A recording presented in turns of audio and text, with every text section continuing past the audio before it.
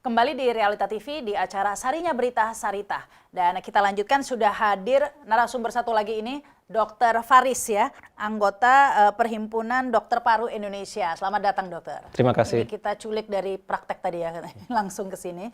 Tadi nggak habis ngobatin. Iya, saya juga nggak tahu juga ya. Aduh, social distance. 1 meter pokoknya. Iya, iya. Tapi yang pasti harus, memang dokter ini paling riskan ya medis ini. Sudah berapa menurut Dokter Faris ini yang kemudian terkena atau terindikasi atau dipantau begitu? Ya, jadi memang satu persatu sekarang dokter paru udah mulai dirumahkan karena kontak dengan kasus confirm. Itu kan mereka yang menata laksana pasien ya. Terus perawat juga satu persatu juga udah mulai gitu. Jadi beban pelayanan kesehatan terdepan ya, frontliner kita itu semakin menggila menurut saya. Sebagai contoh ada masa di mana seluruh ICU itu udah penuh untuk pasien-pasien COVID-19 ini. Saat ini juga sudah? Iya, jadi kita udah ventilator sudah tidak ada lagi. Nah ini kan belum masa puncak ya dok ya, ini kan masih baru mulai. Betul, gitu. Itu. Dan ternyata kita sudah level kapasitas infrastruktur pelayanan kesehatan kita sudah terlampaui oleh jumlah pasiennya. Jadi saya tidak bisa memproyeksikan beban ke depannya kan seperti apa. Tetapi hari ini kita sudah mulai running out ventilator, kemudian tenaga kesehatan sudah burn out semua, sudah very stressful, jumlah mereka semakin sedikit, pasien semakin banyak. Ya karena apinya nggak dimunculkan terus, jadi kita kesulitan madamin api di rumah sakit. SOP-nya seperti apa sih ya dokter ya? Kalau setiap dokter yang merawat pasien kemudian harus dirumahkan ya nggak bisa dong, habis dong dokternya. Iya. Nah, jadi harusnya apa? Dokternya tuh diproteksi atau harusnya seperti apa ini? Solusinya adalah kembali ke akar. Akarnya adalah bahwa jumlah transmisi virusnya harus dipotong. Nah ini kan sekarang lalu lintas manusia itu sangat luar biasa ya. Dikasih kesempatan lay off gitu malah jadi mudik gitu. Trennya adalah orang-orang yang terinfeksi itu kan sebetulnya 85%-nya tidak memiliki gejala yang kita sebut sebagai asimptomatik. Dan ini kalangan muda, kalangan umur 20, 30, 40 dengan daya tahan tubuh yang kuat. Jadi waktu mereka terinfeksi, mereka tidak punya gejala dan mereka tidak sadar kalau mereka infectious. Nah, apa yang berbahaya dari keadaan asimptomatik ini adalah waktu dia berkontak erat dengan bapaknya atau ibunya atau pamannya, tetangganya atau teman kerjanya yang umurnya di atas 60. Nah, orang-orang yang di atas 60 ini walaupun tanpa penyakit penyerta pun sudah daya tahan tubuhnya rendah. Jadi dan mereka lah yang nanti akan jatuh ke dalam keadaan acute respiratory distress syndrome misalnya atau gagal nafas yang mengancam jiwa gitu. Jadi di satu sisi kita harus memotong lalu lintas manusia yang imported case-nya itu harus dipotong dengan cara menutup bandara dan pelabuhan dari kedatangan luar negeri. Itu yang pertama. Terutama dari mainland China. Itu juga harus di stop. Terus yang kedua, local transmission. Local transmission itu dipotongnya dengan cara tracing. Jadi setiap orang yang baru confirm, maka dia dipastikan minimal telah menginfeksi 5 orang sebelumnya. Karena 1:5. Jadi harus ditanya dia kontak dengan siapa, teman kerjanya siapa, di trace gitu. Nah, jadi kita ingin dengan upaya lockdown misalnya, kemudian menguatkan tracing studinya, maka kita bisa, di sisi lain kita juga harus memperluas cakupan pemeriksaan swab tenggorokan. Jadi jangan hanya dibatasi oleh pasien dalam pengawasan.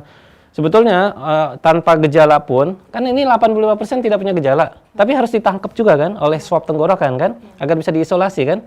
Nah makanya sebaiknya jangan lagi pakai harus pneumonia berat, ada gejala sedikit saja sudah boleh sebetulnya dilakukan pemeriksaan swab tenggorokan. Ini kan susah, orang mau periksa swab tenggorokan nunggu pneumonia dulu atau nunggu dengan kontak kasus confirm. Itu berbahaya sekali untuk nunggu pneumonia dulu. Tapi saya penasaran ini jangan lagi di bandara ya, yang Iya. cuma di Iya. scan begitu Iya. gitu ya. Iya. Ini di istana saja kan Iya. begitu kebobolan begitu Iya. yang Iya. akan bertemu dengan presiden Iya. begitu. Jadi tidak efektif ya di scan itu. Betul, karena ingat yang akan ada peningkatan suhu tubuh itu hanya 15% dari orang yang terinfeksi COVID. Saya kasih gambaran, ada 100 subjek manusia, 100 subjek ya terinfeksi corona, cuma 15 saja yang punya gejala. 85-nya itu tanpa gejala. Dia akan lolos thermal scanner.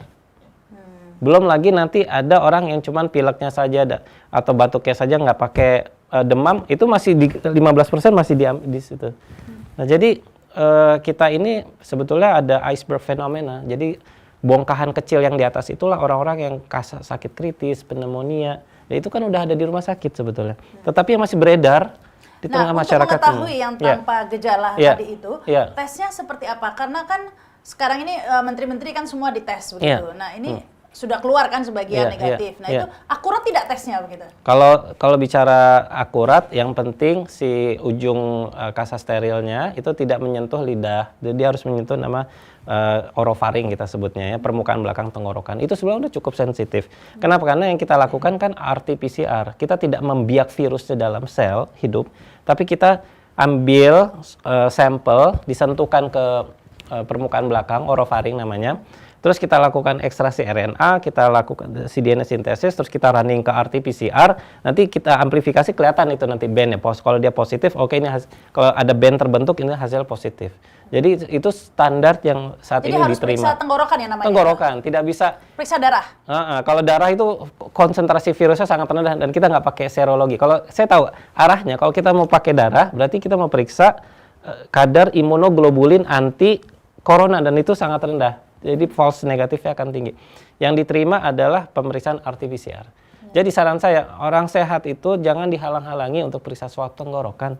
Karena mereka ini masih berkeliaran dan mereka nggak sadar. Mereka juga bukannya jahat. Jadi hanya swab tenggorokan yang efektif ya? Ya, itu yang diterima untuk menentukan dia sebagai kasus confirm. Yang akurat begitu. Kalau yang selama ini, karena kan selama ini banyak yang tes darah seperti itu. Kalau darah itu kan mau kita lihat kan biasanya kalau orang-orang COVID ini dia leukositnya turun, sel darah putihnya sebagian ada yang turun, gitu. Terus kita mau lihat apakah ada HB bisa dilihat, tapi itu tidak spesifik. Yang paling akurat adalah yang pada akhirnya orang akan kejar itu swab tenggorokan dan itu yang diterima sebagai penentu. Nah, ini apa kendalanya nih? Mengapa swab tenggorokan itu kok tidak semua orang bisa melakukan, katanya harus pneumonia dulu. Nah, ini kendalanya Nah, apa nih? iya itu yang saat ini membuat organisasi profesi, buat seluruh klinisi itu sangat menggelisahkan gitu. Kita stuck di dalam diagnosis. Kita punya pasien di depan kita dan kita kan pengen diagnosis ya berdasarkan clinical judgment kita sebagai dokter yang langsung berhadapan langsung. Dan kita kan pengen memastikan nih orang COVID apa enggak. Bahkan sebetulnya sekarang idealnya orang pneumonia itu sih harus diasumsikan COVID dulu until proven otherwise. Sampai terbukti RT-PCR negatif. Karena pandemi. Pandemi itu adalah level tertinggi pada transmisi penyakit global. Tidak ada di atas pandemi. Jadi nggak bisa lagi harus pakai kriteria PDP. Saya benar-benar kita tuh jangan PDP. Karena sebelumnya itu, simpang siur ya informasinya dok. Dikatakan bukan airborne gitu. Jadi. Padahal airborne kan. Kalau nggak airborne harusnya tidak ada tenaga kesehatan yang tertular. Airborne itu adalah risiko yang ditanggung oleh orang kontak erat dalam satu ruangan bersama si pasien dan bisa terhirup. Makanya airborne itu dilawannya dengan N95 respirator karena dia bisa menyaring, bisa memfiltrasi si coronavirus ini. Gitu. Jadi kalau nggak airborne ya nggak mungkin semasif ini juga ya. Iya, jadi bukan hanya droplet. Dulu orang asumsinya ini animal to animal kok atau animal to human. Mereka masih menyangkal ini bukan human to human. Benar kejadian human to human. Nah, sekarang bahkan community to community. Dulu orang menyangkal ini bukan airborne, ternyata banyak tenaga kesehatan yang kena ini airborne. Ini airborne, ini droplet dan ini kontak. 3 metode transmisinya. Dan ada yang mengatakan tidak bisa bertahan di benda mati tanpa inang gitu. Ya itu sudah dibantah sih, sudah banyak yang bantah. Cuma yang saya ingin tahu misalnya karena sekarang selama ini kan yang jadi masalah public transport ini yang jadi sorotan oleh Anies dibatasi begitu ya. Nah, karena memang misalnya ada orang Iya. batuk Iya. atau pegang begitu Iya, ya di iya. kursinya Iya, atau iya, di mana seperti iya. itu bisa bertahan berapa lama? Minimal 9 jam. Itu minimal. Minimal. Jadi kalau sebetulnya untuk faktor cuaca tersendiri, ketika dia ada di udara luar, 30 derajat Celcius, kelembapan 90%, itu sekitar 1 hari mati. 1 hari kumannya mati, di luar udara terbuka. Tapi makin sejuk, misalnya 22 sampai 24 dengan kelembapan 40%, umur si virusnya bisa 5 hari. Tapi di musim dingin, 4 derajat Celcius, kelembapan 20% bisa 1 bulan. Jadi ini virusnya Makanya di daerah yang dingin lebih parah lagi ya. lebih susah Apalagi dikendalikan. di dalam ruangan ya, di mall Iya, begitu atau iya. di public transport begitu Betul, ya. betul. Sehingga nah ini nih tadi itu. Iya. Mungkin kita lanjutkan nanti ya tadi Iya. soalnya ini kita harus break dulu. Mengingat begini, public transport ini juga dibatasi justru orang akhirnya jadi tambah berkumpul begitu ya. Kita Iya. akan bahasnya saat lagi.